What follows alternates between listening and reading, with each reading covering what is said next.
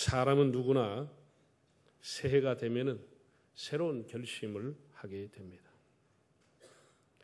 환경이 바뀌지 않아도 새로운 사업에 대한 구상, 또 승진의 계획, 자녀들의 입학과 취업, 또 본인의 건강을 위해서, 본인의 진로를 위해서, 인간관계를 위해서 여러 가지 새로운 계획을 세우게 됩니다. 우리 예수 믿는 사람은 예외 없이 새해가 되면 성경을 한번 꼭 읽어야지. 금년은 성경 일독 이렇게 새해 계획을 세우기도 합니다. 여러분이 지난 우리가 1월 첫 주에 성경 일람표를 나눠드렸는데 오늘 20일이 지났습니다. 얼마나 체크가 됐는지요. 바다는 그대로 이름만 써놓고 있습니까? 또 이름도 안 쓰고 그냥 처박아 놓은 사람이 있는지요. 성경을 얼마나 읽으셨는지요.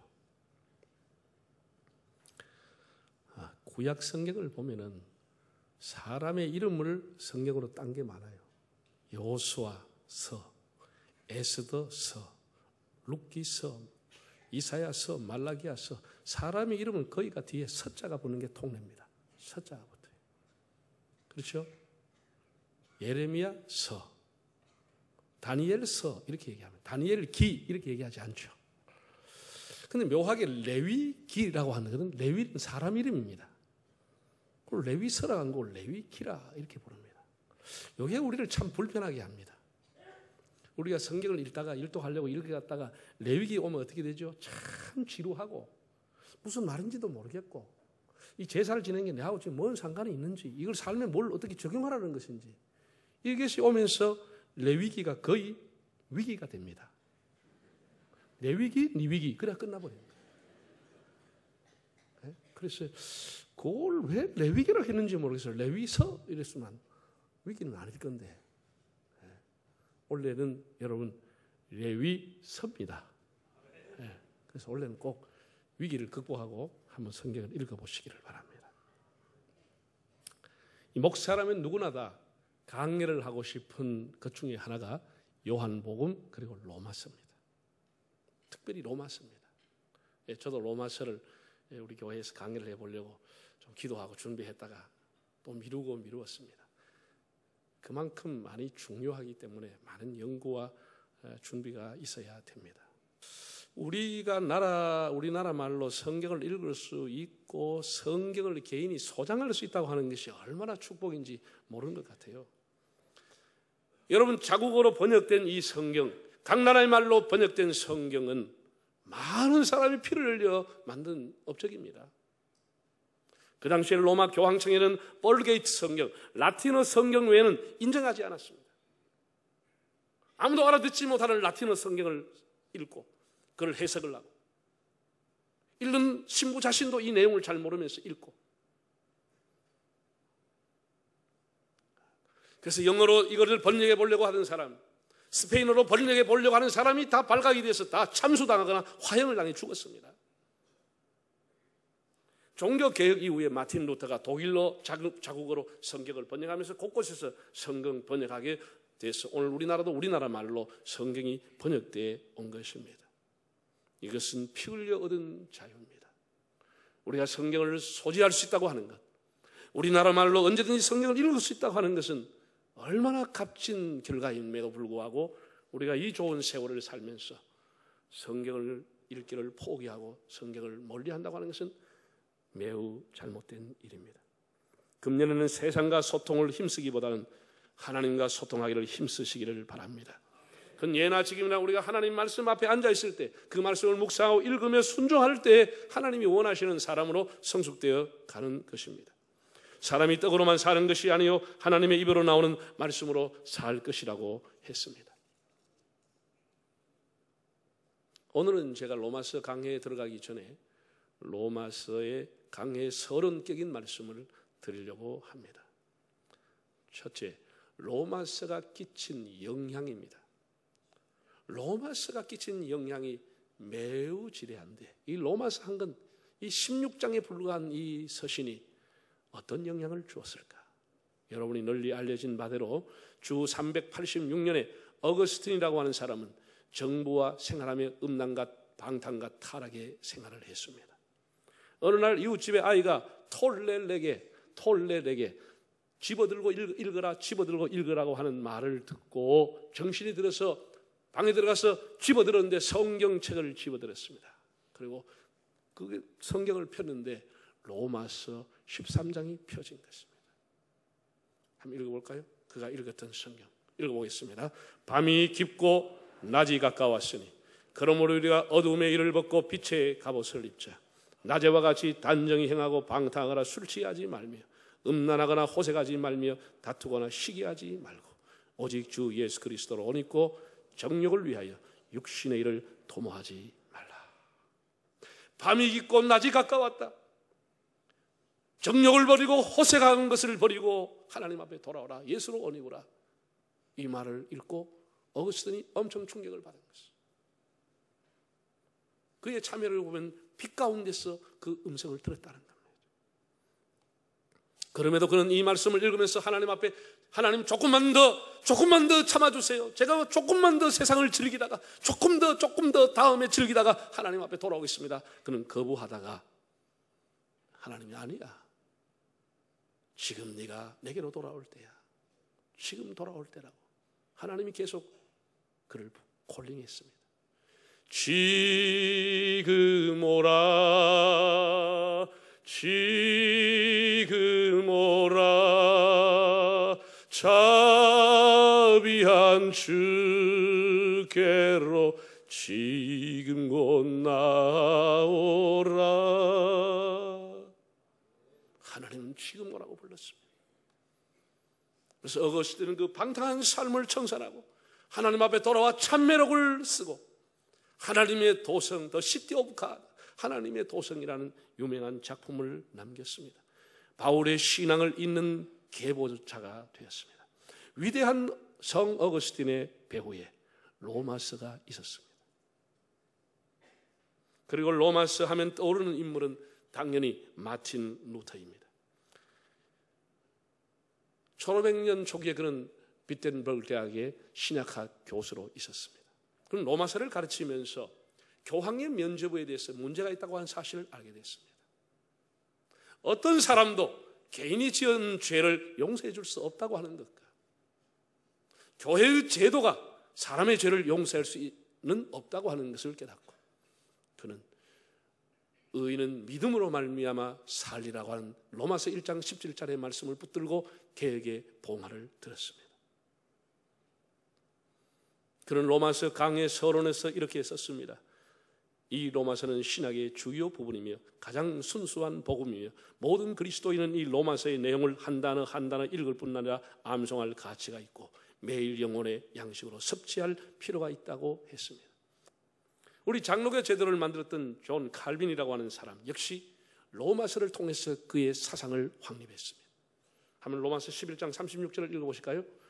이는 만물이 주에게서 나오고 주로 말미암고 주에게로 돌아감이라. 그에게 영광이 세세에 있을지어다. 아멘. From the Lord, through the Lord, to the Lord. 유명한 말입니다. 모든 것은 하나님으로부터 왔시. 하나님으로 말미암아 진행이 되고 to the Lord, 주님께로 돌아가는 것이다. 그는 이 말씀을 묵상하면서 하나님의 절대 주권이라고 하는 사상을 확립했습니다. 하나님은 절대 주권이다 라고 하는 칼빈의 유명한 사상이 로마서에서 나왔습니다. 종교개혁이 일어난 지 200년이 지난 후 1738년에 영국의 존 웨슬레라고 하는 사람이 등장합니다. 그는 런던의 올더스 게이트 교회에서 루터의 로마서 강해 서론을 듣다가 가슴이 뜨거워지는 체험을 하고 자기의 생애를 하나님 앞에 헌신하기로 결단했습니다.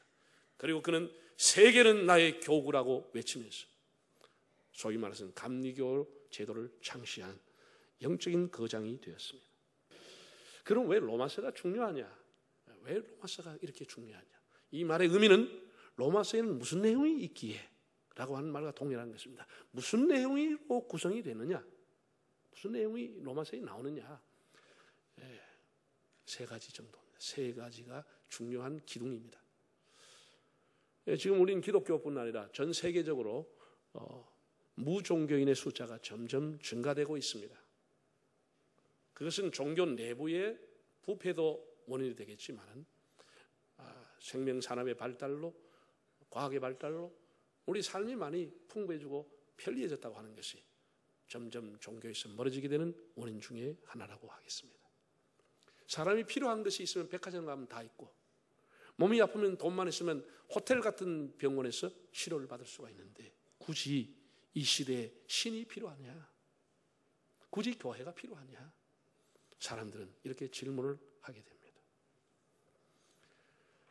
최고의 문명 시대, 가장 편리한 시대를 살아가는데도 불구하고 부족함이 없는 이 시대에 과연 교회가 우리에게 줄 수 있는 게 뭐가 있느냐?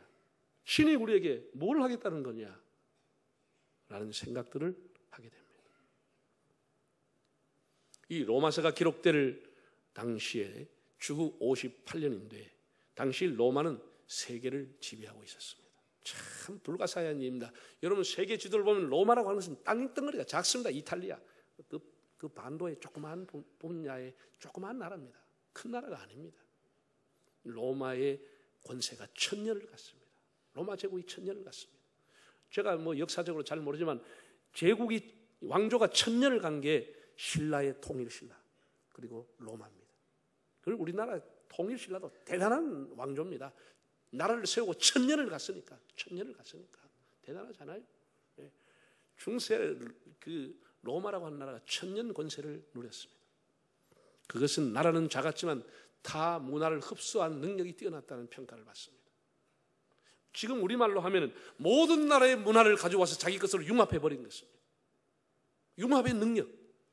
다른 나라의 법을 가지고 와서 자기 나라의 법 제도를 완비하게 구비하고, 다른 나라의 것을 보고 와서 군사 제도를 만들고, 다른 나라의 것을 보고 와서 원로원이라고 하는 정치 제도를 만들고, 그래서 최고의 선진국가, 유일한 선진 강국이 된 것이 로마입니다. 로마를 당연히지를 못했습니다. 바울이 활동할 때는 로마가 세계의 유일한 최강국이고 최고 선진국이었습니다. 전 세계를 정복했던 로마가 전쟁에 승리할 때마다 수많은 노예와 종들을 끌고 와가지고 다 노예로 삼았죠. 로마 시민의 절반 가까이가 종이 될 만큼 손 하나 까딱하지 않았습니다. 로마 시민으로 태어나면. 여러분은 지금 로마를 가시면 그 사람들 다 옛날에 조상들 덕으로 살잖아요. 2000년 전, 2500년 전에 세워놨던 그 건물 먹고 사는 겁니다. 그 관람비 받아가지고. 이미 2000년 전에 가면은 현재의 상하수도 시설보다 더 완벽한 상하수 시설이 다 돼 있습니다. 집집마다 상하수 시설 다 해놨습니다. 돈 많은 사람은 조금 내고, 로마 사람 중에서 돈이 없는 사람은 돈 안 내고 그냥 무료로 먹을 수 있다. 집집마다 상하수 시설 다 해놓고, 참 뭐 화장실 그냥 앉아있으면 궁디 뜨끈뜨끈하게 다 해놨습니다. 참 다 보일러가 뜨뜻한 물이 들어가면서 돌게 해가지고 참 뭐 대리석으로 황토로 참 찜질방 이상으로 사우나 시설을 만들어 놓고, 우리 가면 얼마든지 확인할 수 있어요. 가장 위생적인 도시, 가장 선진 문화를 누렸던 도시, 부족함이 없도록 손 하나 까딱하지 않았던 도시 로마에게 과연 로마서가 필요했는가? 이런 질문을 하게 되는 겁니다. 그 당시에 최고의 문화 문명을 가지고 있고 강국이었던 팍스 로마나, 오랫동안 그 로마의 평화를 유지했던 그 나라에 그게도 로마서가 필요한 것인가? 아마 바울은 세 가지의 이유로 로마서를 기록했으리라고 짐작해 보게 됩니다. 첫째는 그런 로마서를 통해서 죄의 힘, 죄의 능력을 알려줄 필요가 있었습니다. 오늘 우리도 마찬가지입니다. 이 잘 사는 세상에 로마서가 왜 필요한가? 사람들에게 부족한 것이 없으면서 사람들은 그 여유를 가지고 죄에 빠지고 쾌락에 빠져서 살아가는 것입니다.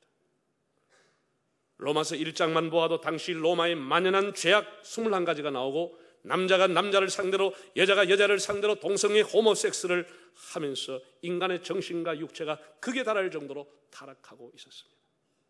주변의 환경은 점점 선진화되고 편리해갔지만 그들의 속과 사유하는 모든 것은, 정신세계는 골마가고 있었습니다.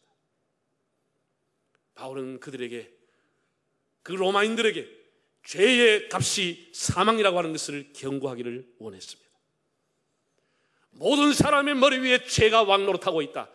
죄로 말미암아 너희들이 멸망의 길고 패망의 길로 가고 있다고 하는 것을 경고할 필요가 있었습니다.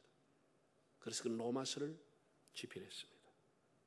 두 번째, 바울은 그 죄를 이길 수 있는 능력은 십자가의 능력, 믿음의 능력, 복음의 능력이라고 하는 사실을 알려야 할 필요가 있었습니다. 이제 인간의 힘과 의지로 이 죄의 문제를 해결할 수는 없게 되었습니다. 절대자인 하나님 앞에 용서받을 수 있는 길은 하나님이 제시한 의의 기준을 따라야 하는 것입니다. 우리가 뭐 선하게 사느냐, 선행을 행하느냐, 무슨 공로가 있느냐, 착하게 사느냐, 의롭게 사느냐, 양심으로 사느냐, 이것이 기준이 아니라 하나님이 제시한 기준, 그게 의로움이라는 거예요. 그러니까 하나님이 제시한 기준이 뭐냐? 그의 아들 예수 그리스도가 십자가에 못 박혀 죽은 것을 믿는 자를 의롭게 하는 이신칭이라고 하는 것입니다. 이것이 그의 죄를 사하는 의롭게 되는 길이라고 하는 것을 가르쳐주고 있습니다. 믿음의 힘, 하나님이 하신 일을 그대로 믿는 것, 이 믿음의 힘이 죄의 힘을 이길 수 있다고 하는 것을 바울은 가르치기를 원했습니다. 이 복음의 절대성, 하나님의 은혜의 절대성, 그것을 믿는 자에게 의로 여기시는 것, 이것을 바울은 가르쳐주기를 간절히 원했습니다. 그리고 마지막 세 번째, 사람은 누구든지 그리고 얼마든지 새로운 삶을 살 수 있음을 알려줄 필요를 느꼈습니다. 예수님의 십자가를 믿음으로 하나님의 의를 충족하여 용서와 구원을 받을 수가 있지만은 그 이신칭의로 끝나는 것이지 의롭게 칭함을 받으러 끝나면 안 된다는 것이죠. 예수 믿기 이전과 이후의 삶은 분명히 달라야 된다는 겁니다. 그래서 이 로마서에는 어떻게 하면 새로운 삶을 살 수 있을 것인가를 가르치고 있습니다. 그리스도와 연합, 산제물이 되어서 예배를 드리기, 위에서 세우신 질서를 존중하기, 낮에와 같이 단정하게 행하기 등등, 돌 감람나무로서 돌 열매를 맺을 수 없는 우리가 참 감람나무이신 예수에게 접붙임을 받음으로써 자연스럽게 선하고 좋은 열매를 맺을 수 있는 길을 제시한 것입니다. 얼마든지 예수 그리스도와 접붙임을 통해서, 그리스도와 연합을 통해서 새로운 삶을 살 수 있는 길을 제시했습니다. 이 세 가지가 로마서의 중요한 축입니다. 핵심입니다. 여러분, 이 세 가지를 가지고 로마서를 보시면 그냥 다 이 그늘 안에서 그 이해가 되리라고 봅니다. 첫째가 뭐라고요? 예? 죄의 능력. 죄가 얼마나 무서운 것인가? 죄가 얼마나 사람을 파괴하는가?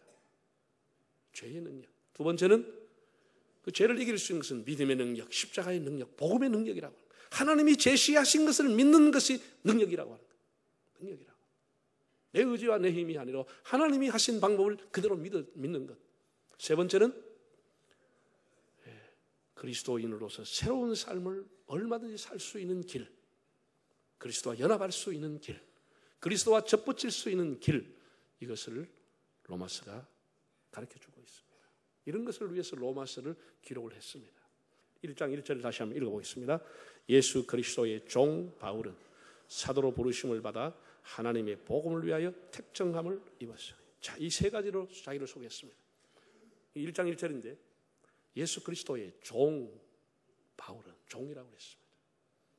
사도, 그리스도의 심부름꾼으로 부름을 받았다. 사도다. 그리고 복음을 위해서 택정함을 받은 사람이다. 이것은 그의 정체성과 사명이 이 속에 다 들어있습니다. 이것은 바로 우리의 정체성이기도 한 것입니다.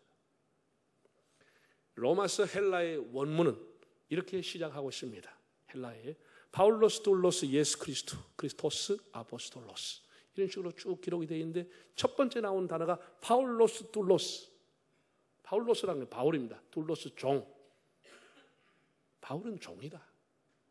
예수 그리스도, 예수 그리스도의 종이다. 종이라는 단어를 먼저 기록을 했습니다. 이 편지를 받은 로마 교회가 참 황당했으리라고 봅니다. 저는.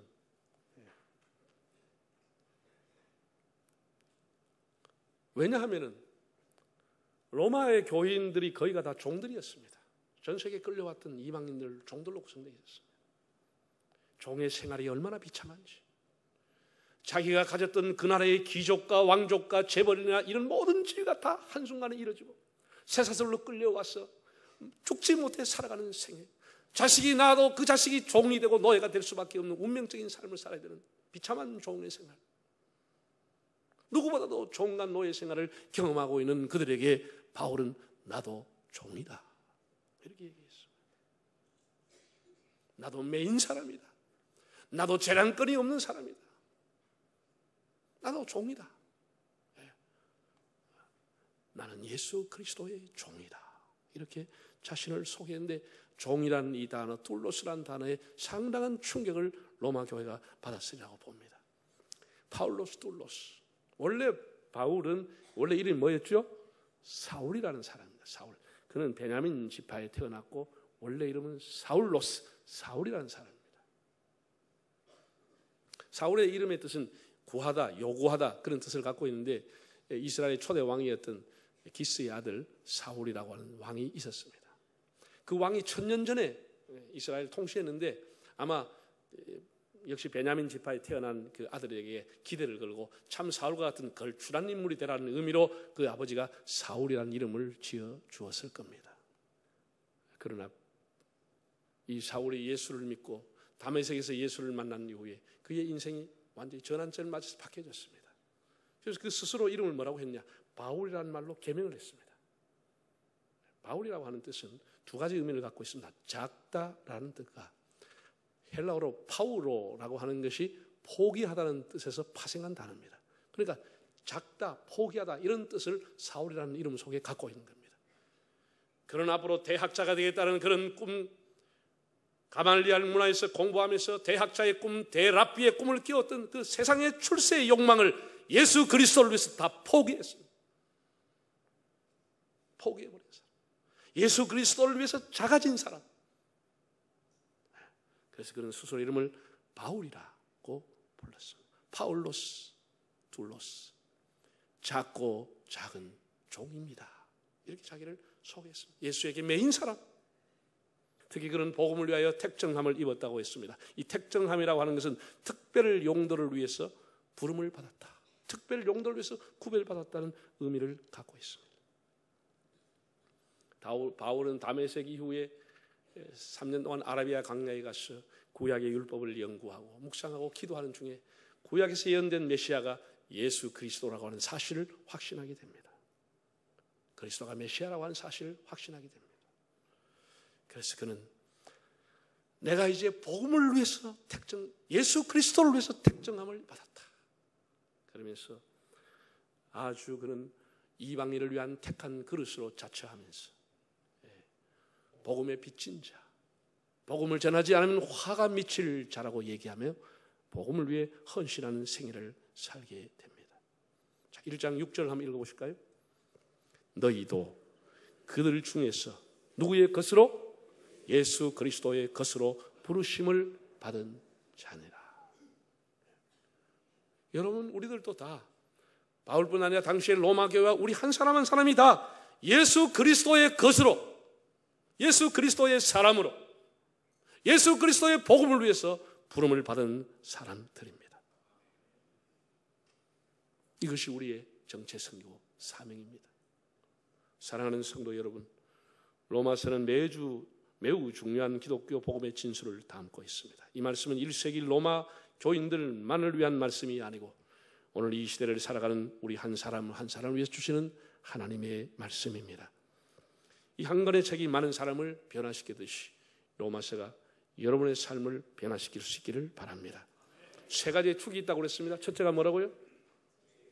죄의 능력, 죄가 얼마나 무서운 것인가, 죄의 파괴력. 두 번째는 그 죄를 이길 수 있는 것은 믿음의 능력, 십자가의 능력, 복음의 능력이라고 하는 것. 세 번째는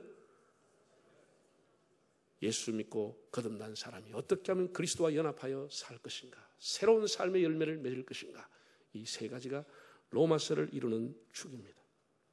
바울로스 둘로스, 자기 스스로를 그리스도의 종으로 자처했던 바울의 정체성을 우리가 깨닫고 우리 모두가 다 복음의 빚진 자, 복음을 위해서 택정함을 입은 사실을 깨닫고 기쁘게 주님의 복음을 위해 헌신하는 삶이 되시기를 바랍니다.